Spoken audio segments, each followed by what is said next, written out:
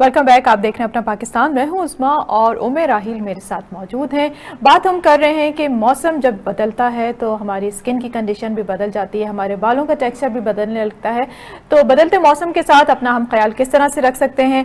हमने स्किन के हवाले से तो काफ़ी बात की और आपने टिप्स भी हमें बहुत अच्छी टिप्स दी कि किस तरह से हम अभी जो मौसम चेंज हुआ है, गर्मी आ रही है, उसमें अपने मौसम स्किन का ख्याल कैसे रख सकते हैं। एक बहुत कॉमन जो मसला होता है दानों का, जो कि स्पेशली यंग जो लड़कियां हैं वो जब बाहर निकलती हैं, जब स्कूल जाएंगी, कॉलेज जाएंगी, तो ऑब्वियसली धूल मट्टी भी होती है, सन एक्सपोजर भी होता है, तो दाने जो है एक्ने का प्रॉब्लम बहुत ज़्यादा बढ़ जाता है। अभी हम जितना भी लड़कियों को यहाँ पे बोल रहे हैं कि ड्राई नहीं करें स्किन, लेकिन जब दाने निकलते हैं और ऑयल आता है स्किन पे तो वो उस वक्त यही सोचती है कि बस अब हमने अपनी स्किन को ड्राई करना है। एक्ने से कैसे बचा जा सकता है? क्या तरीका ऐसा हो सकता है कि ऑब्वियसली आपकी एक एज आती है, एडोलेंस में यह है कि हार्मोनल चेंजेस होते हैं तो एक्ने का इशू आता ही है, लेकिन इसको हम थोड़ा सा अगर कंट्रोल क्या हम कर सकते हैं, इसको कम कर सकते हैं? बिल्कुल कर सकते हैं। पहली बात ये कि एक्नी, ये क्लियर करना ज़रूरी है कि एक्नी जो सिर्फ ऑयली स्किन पे नहीं आती है, बहुत ज़्यादा ड्राई स्किन है तब भी होगी। दूसरी बात जो आजकल बहुत कॉमन हो गई कि पहले तो था कि टीन्स में आ रही है एक्नी, ठीक है, कि 12-13 साल के बच्चे को स्टार्ट हुई या 17-18 तक स्किन सही हो जाएगी, बट अब 50 साल की औरत को भी एक्नी आ रही है, लड़कों को, बंदों को भी आ रही है। अच्छा, उसमें कुछ चीज़ें, एक तो वेदर बहुत बड़ा फैक्टर है, फिर डाइट दूसरा फैक्टर है, और जो सबसे मेन फैक्टर है वो डिफरेंट टाइप की क्रीम्स एंड कॉस्मेटिक्स हैं।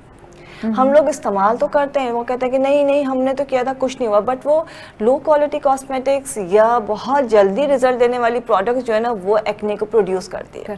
अच्छा, एक्ने किसी भी तरह की हो रही हो उसको कंट्रोल किया जा सकता है, डिपेंड करता है किस तरह की, कुछ जल्दी हो जाती है, कुछ देर से होती है। अगर हार्मोन्स की वजह से, तो हार्मोन्स को कंट्रोल करना जरूरी है।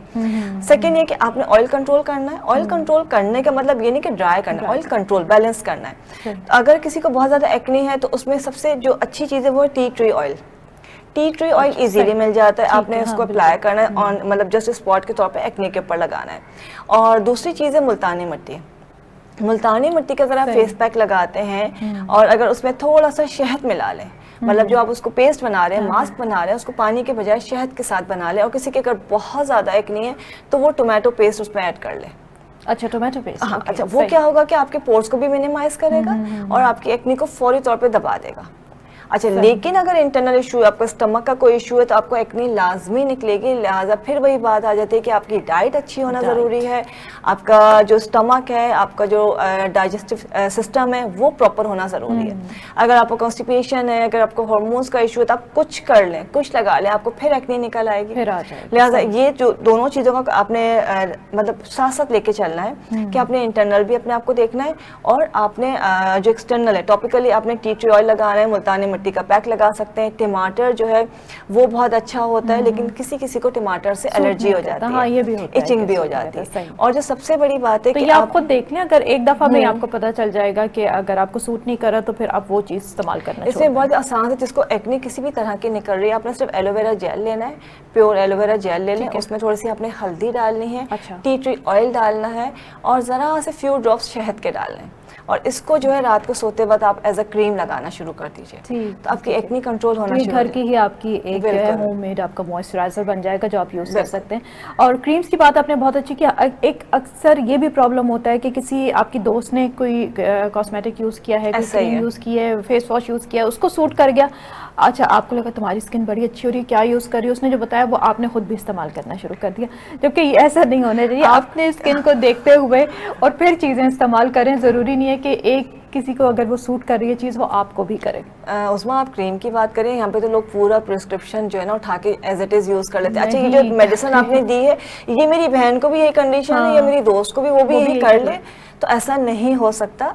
कुछ ओवर द काउंटर जो प्रोडक्ट्स हैं वो तो आप यूज कर सकते हैं, बट अगर आपको डॉक्टर प्रिस्क्राइब कर रहा है तो आप एक कंडीशन आपकी हिस्ट्री के साथ कर रहा है, तो वो कभी भी नहीं कि आपके पास लिखा हुआ है आपको फायदा, वो आपने एज इट इज दूसरे को फॉरवर्ड कर दिया, वो आपके लिए फिर नुकसानदेह।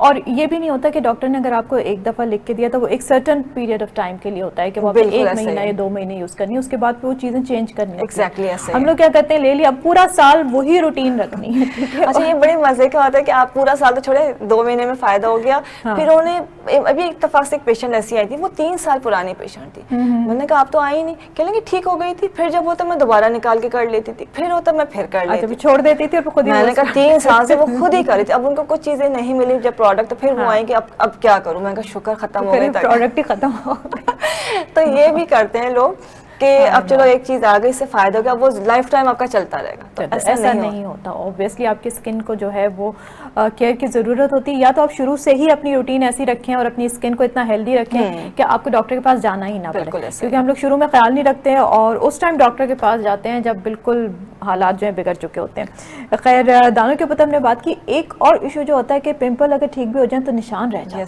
ठीक है, अच्छा, ये क्योंकि मेरे साथ भी मसला है, पिंपल्स मुझे कम निकलते, लेकिन कभी वो एक आध निकल आए तो 2 दिन में वो तो चला जाता है, लेकिन उसके बाद 4 महीने तक वो निशान नहीं जाता है। उसका क्या किया जाए? जल्दी निशान कैसे उसमें कि अगर सिर्फ निशान है, जैसे आपने कहा पिंपल्स का निशान, यहाँ पे भी लोग कंफ्यूज हो जाते हैं और करते भी कि पिंपल्स का निशान अलग होता है, उसका स्कार अलग होता है, पेट अलग होता है, जिसे गढ़ा कहते हैं। गढ़ा, ठीक है, ओपन पोर्स अलग है, चारों चीजें अलग हैं, लोग उसको एक ही कंडीशन में ले जाते हैं। ऐसा नहीं है। निशान जो है उसके लिए विटामिन सी का इंटेक और विटामिन सी सीरम, दोनों चीजें आपने खाना भी और लगाना भी है।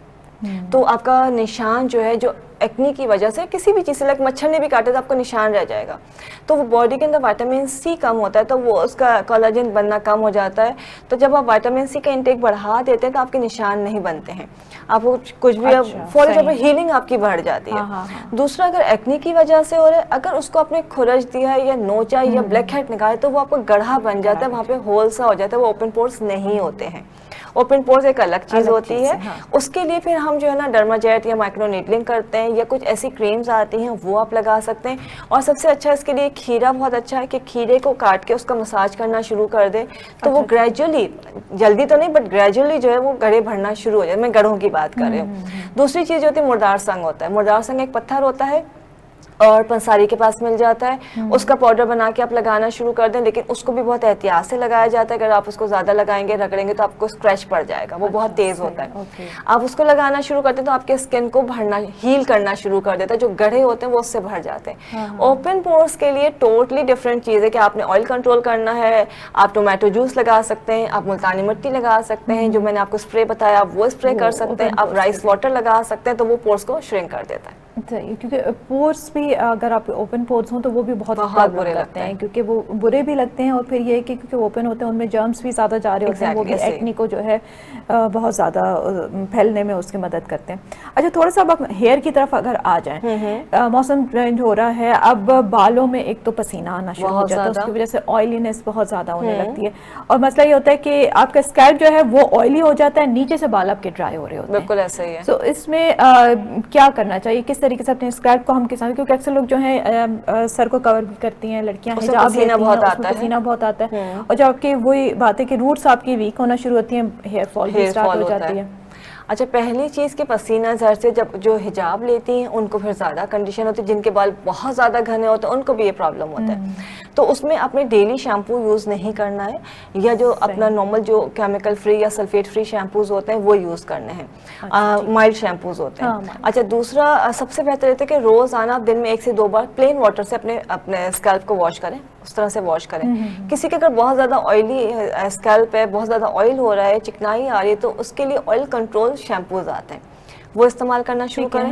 अगर आप कहेंगे नहीं कुछ भी नहीं है, हमारे पास कुछ है ही नहीं, हम इतनी दूर रहते हैं, हम जा ही नहीं सकते, तो सिंपल ड्राई शैम्पू आप घर में भी बना सकते हैं। उसके लिए आपने टेल्कम पाउडर घर में मौजूद होता है, थोड़ा सा कॉर्न स्टार्च जो है वो उसके अंदर डाल लीजिए, थोड़े से फ्यू ड्रॉप्स आप उसके अंदर रोजमेरी या टी ट्री ऑयल के ऐड कर लीजिए, या आपको एक पाउडर सा बन जाएगा, उसमें थोड़ी सी मुल्तानी मिट्टी ऐड कर लीजिए।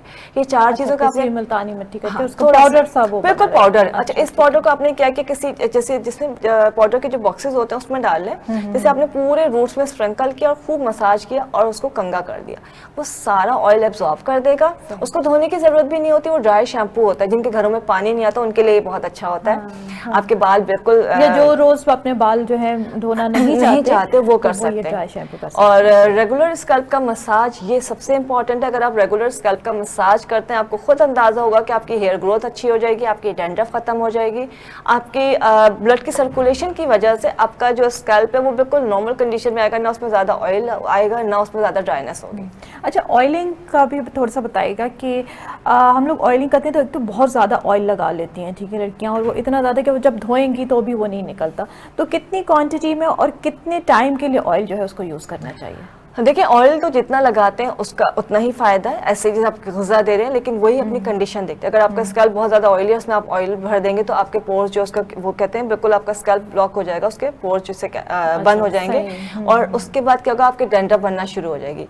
ऑयल का मसाज प्रॉपर करना चाहिए। ऑयल जितना आपके बाल पी रहे हैं, आपके जैसे कि ना स्कैल्प पी रहे, आपने लगाया अब्जॉर्ब हो गया, बहुत ज़्यादा ये नहीं कि वो बहना शुरू हो जाए, इतना नहीं बहना नहीं चाहिए। अच्छा, रूट्स में आप जरूर लगाइए, एंड्स पे भी लगाइए। लेकिन मैं कहूँगी मेरे बालों के एंड्स बहुत ड्राई तो मैं एंड्स पे ज़्यादा लगाती हूँ। रूट्स में आप कम लगाएंगे, एंड्स में आप लगाएंगे। अच्छा, ज़्यादा तेल लगाने के बजाय ज़्यादा अच्छा ये कि थोड़ा सा नीम गर्म तेल कर लें, वो एब्जॉर्ब बहुत, पेनिट्रेशन उसकी बहुत अच्छी है, वो आपके बालों को प्रॉपर नरिश भी करेगा और बाल बहुत हेल्दी हो जाएंगे।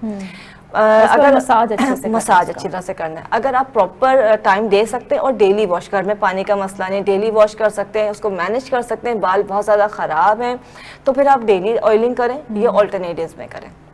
तो रात भर लगा लीजिए, मॉर्निंग में वॉश कर लीजिए।